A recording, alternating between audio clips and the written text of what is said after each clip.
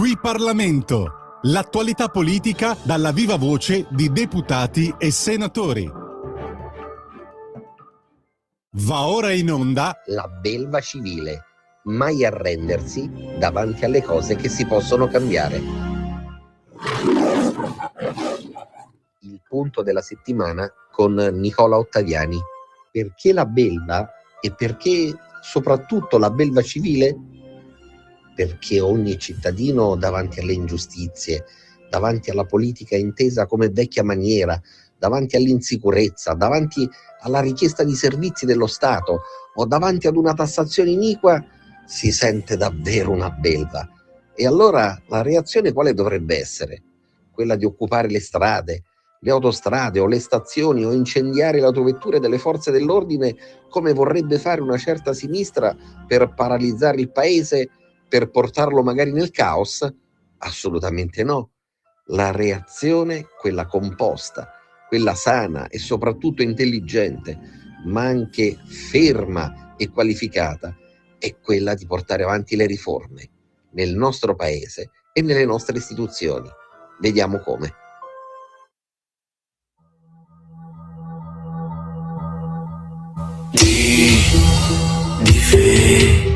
Difendiamoci.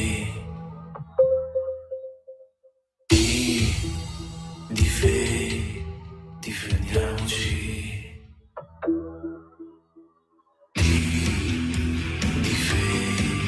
Difendiamoci.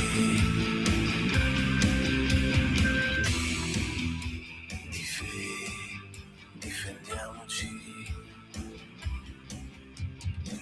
Decidi tu che segno vuoi lasciare. Noi siamo qui soltanto per passare, con l'obiettivo di amare e procreare e di riuscire ancora a tramandare. Vale la pena continuare a litigare tra noi e non convenga invece collaborare tra noi. Pronta la cena, amico, vieni e puoi portare chi vuoi, perché conviene cominciare a farci forza tra noi. Difendiamoci in Italia. Difendiamoci in Italia. Difendiamoci in Italia. Riprendiamoci in Italia. Mi frega un cazzo se tu oggi sei fascista, mi frega un cazzo se tu sei un comunista, e c'è chi ancora oggi parla populista. Esce di piazza, amico, esci dalla lista. Perché la vita adesso è tutta fuori lista.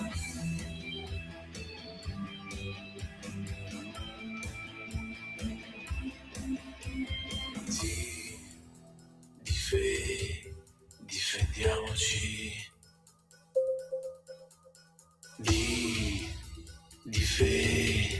Difendiamoci.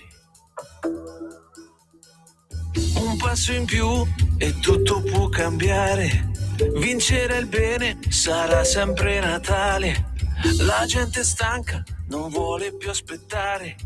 Chiede rispetto, ma è pronta ad aiutare. La dignità che noi abbiamo non si spegnerà mai. La civiltà non la cambiamo e se la tocchi son guai. La storia noi non la vendiamo perché è parte di noi. Le città dove viviamo sono sudore di noi. Difendiamoci in Italia. Difendiamoci in Italia. Difendiamoci in Italia. Riprendiamoci l'Italia. Mi frega un cazzo se tu oggi sei fascista, mi frega un cazzo se tu sei un comunista, e c'è chi ancora oggi parla populista. Esce di piazza, amico, esci dalla lista. Perché la vita adesso è tutta fuori lista.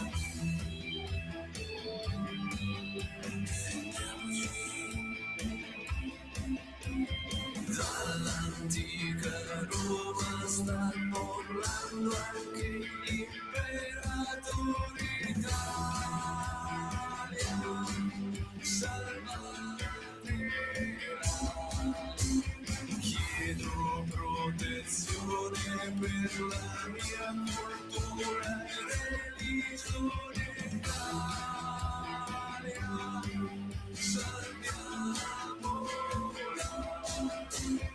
Difendiamoci in Italia, difendiamoci in Italia, difendiamoci in Italia, riprendiamoci l'Italia.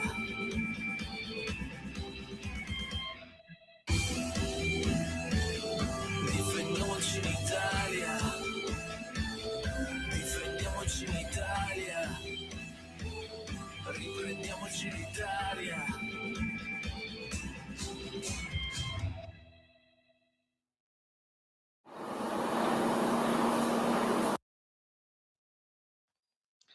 È stato un fine settimana intenso, quello che si è tenuto a Roccaraso e a Rivisondoli, nel corso del quale tutto il popolo della Lega si è riunito attorno a quello che è il proprio leader nazionale, ma soprattutto per avere il quadro di quelle che sono le riflessioni, le tematiche, le discussioni importanti che verranno affrontate all'interno del Parlamento ed anche e soprattutto all'interno di quelli che sono i contesti in cui la democrazia del nostro paese viene portata avanti. Stiamo parlando degli enti locali, stiamo parlando dei comuni, delle regioni, delle province, per andare a finire con quello che è l'argomento di attualità da qui ai prossimi 2 mesi, ossia la riforma di una parte importante della Costituzione in ordine a quella che è la separazione delle carriere della magistratura. E allora vediamo di che cosa si è discusso. C'è stato un panel molto importante che ha riguardato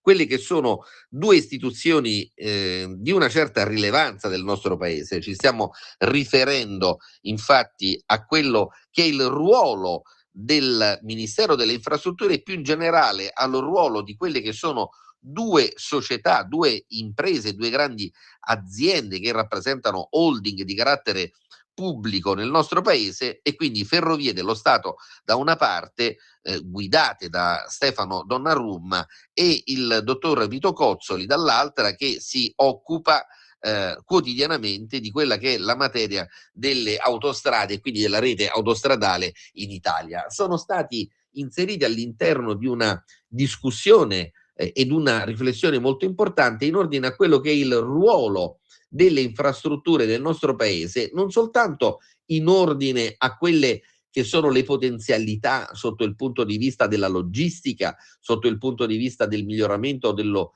sviluppo di carattere trasportistico, ma anche come le infrastrutture del nostro paese incidano su quello che è il prodotto interno lordo. Che cosa è venuto fuori durante il panel e durante la discussione? Gli amministratori delegati di queste 2 grandi società di Stato, che in qualche modo sono società che in questo momento vengono coordinate da parte del nostro vice premier Matteo Salvini, ebbene queste 2 grandi società di Stato ci dicono che nel settore e delle autostrade e dei trasporti più in generale, con particolare riferimento a quelli che sono i trasporti sulla rete ferroviaria, sono in atto una serie di investimenti prossimi tra i 2 settori alla cifra record di oltre 20 miliardi di euro. È chiaro che parlare di investimenti di questo tipo non può non in qualche modo far sviluppare un'ulteriore riflessione, ossia quanto questi investimenti siano in grado di produrre energie utili, energie positive ulteriori rispetto a quello che è il prodotto interno lordo. È stato calcolato che per ogni euro che viene investito sulla materia delle infrastrutture abbiamo un ritorno che va da 1,5 fino a 2,7 euro in termini di prodotto interno lordo, perché è chiaro che non soltanto si dà linfa vitale a quelle che sono le imprese appaltatrici, quindi le imprese costruttrici, ma si va a alimentare quello che è il settore delle professioni, il settore dell'ingegneria, il settore della programmazione, della progettazione, delle analisi dei costi economici finanziari, per arrivare quindi a muovere una sorta di economia parallela che è quella del moltiplicatore, del coefficiente moltiplicatore che va applicato al prodotto interno lordo dello Stato. E allora bene ha fatto il nostro vice premier a ribadire come in questo momento siano in gioco non semplicemente infrastrutture moderne, avanzate, infrastrutture fondamentali per il nostro paese, come la stessa costruzione del ponte di Messina, che viene voluta strenuamente, ironia della sorte, da quello che viene tacciato di essere una sorta di partito del nord. Ecco, ma come può essere che la Lega, si dice da parte di qualcuno, voglia portare avanti questi investimenti per il sud dell'Italia? Innanzitutto perché la Lega è un movimento di carattere nazionale, è un movimento che ha elettori e soprattutto esprime democrazia, come si utilizzava una volta la vecchia espressione, dalle Alpi alle piramidi, ma la Lega ed in primis Matteo Salvini hanno sbloccato queste risorse e queste energie perché ritengono che grazie a quello che è il collegamento sullo Stretto di Messina la nostra realtà peninsulare potrà godere di un riassetto di quelli che sono i grandi flussi di traffico e passeggeri e anche in ordine a quello che è il profilo delle merci, che avranno la possibilità di vedere bastimenti che vanno a sbarcare e quindi vanno ad ancorare sulle coste della Sicilia per avere poi la possibilità, grazie anche ai nuovi investimenti che si stanno portando avanti sulla linea viaria e sulla linea ferroviaria in Sicilia, di arrivare velocemente attraversando lo stretto, attraverso anche quello che è il corridoio dell'Italia centrale, fino ad arrivare alla Scandinavia con possibilità e potenzialità enormi che erano rimaste inespresse fino a questo momento e che riguardano il sistema Italia, che riguardano il sistema delle nostre anche piccole e medie imprese, non soltanto le grandi imprese, perché l'ossatura e la struttura fondamentale del nostro paese continua ad essere alimentata dalle piccole e medie imprese attorno alle quali ruota non soltanto la possibilità di uno sviluppo strutturale e consolidato della nostra economia, ma ruota anche quello che è il concetto al quale spesso facciamo riferimento, ossia quello della coesione sociale. Sempre all'interno di quelle che sono state le tematiche affrontate in quel di Roccaraso, in questa enorme kermesse portata avanti dalla Lega nel corso dell'ultimo fine settimana, un altro tema importantissimo che è stato affrontato da parte del ministro Piantedosi è stato quello della sicurezza, che riguarda soprattutto le nostre città, le nostre periferie, e che si cerca di contrastare come fenomeno in modo particolare in ordine a quello che è il profilo delle baby gang, queste orde di minorenni che in più di qualche caso possiamo dire che annoverano all'interno delle proprie fila purtroppo minori anche non regolari, e qui torna in voga quello che è il profilo sempre della regolarità, della necessità di regolarizzare quelli che sono i flussi migratori. Ebbene, baby gang che ormai stanno cercando di farla da padrona non soltanto all'interno delle nostre periferie urbane, ma anche all'interno dei centri urbani. Continuano a moltiplicarsi i casi di rapine o di reati predatori in danno anche di quelle che sono le normali famiglie che frequentano i centri storici o i centri urbani delle nostre città, e guarda caso minori che spesso sono anche inferiori a 14 anni e quindi in età non imputabile, vengono colti in flagranza con il possesso di armi, spesso vengono definite le cosiddette armi bianche, quindi ci riferiamo a coltelli o altri corpi contundenti. Ecco, il ministro Matteo Piantedosi a Roccaraso ha ribadito quella che è la ennesima e possiamo dire non ultima volontà da parte del nostro governo di centrodestra ed in primis della Lega, ossia la volontà di emettere da qui a breve, di pubblicare un ulteriore assetto e riassetto di quella che è la normativa che riguarda la repressione dei reati compiuti da parte dei minori, perché ancorché non imputabili, bene, non possono comunque voltarsi dall'altra parte le famiglie di questi minori. Cioè, in altri termini, se non è possibile sanzionare con quello che è il diritto penale o con quelle che sono delle sanzioni di carattere amministrativo forte, penetranti, efficaci, i minori, e tutto questo allora deve essere necessariamente rivolto anche nei confronti delle famiglie di questi minori, che non possono disfarsene sotto il punto di vista materiale, lasciandoli delinquere in più di qualche occasione, e poi magari rifugiarsi dietro la possibilità di dire ma il minore non è imputabile. Quindi il nuovo decreto sicurezza, che da qui a breve, o le nuove misure che comunque saranno adottate da parte del governo sotto stimolo della Lega e con l'input finale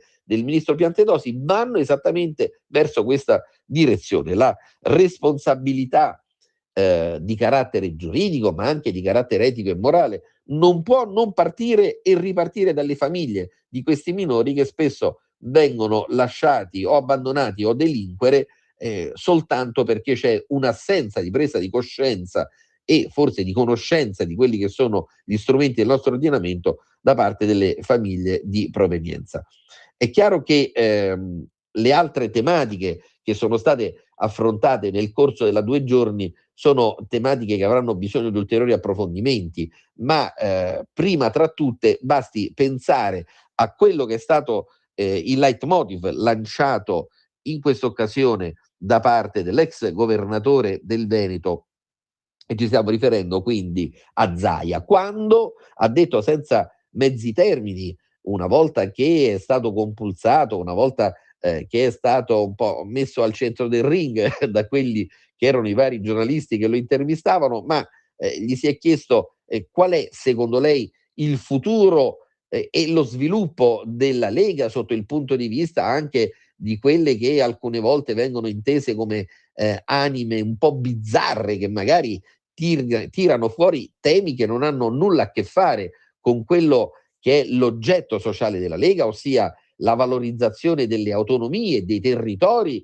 anche in virtù di quello che è un concetto superiore, ossia quello della coesione sociale. Ebbene, Zaia è stato chiarissimo, senza mezzi termini, ha ribadito come la Lega sia una, unica e indivisibile. Ci possono essere all'interno della Lega delle opinioni diverse su quelli che sono i fenomeni di ingegneria sociale, su quelle che sono anche le questioni etiche che sono venute fuori nel corso della 3 giorni, ossia i rapporti paramatrimoniali o i rapporti che comunque sia escono fuori da quella che è la consuetudine del classico diritto di famiglia, in ordine a quella che è la concezione della famiglia allargata o di quelle che sono delle situazioni che riguardino anche la tutela di tutto il mondo LGBT. E su questa materia ha detto benissimo l'ex governatore del Veneto,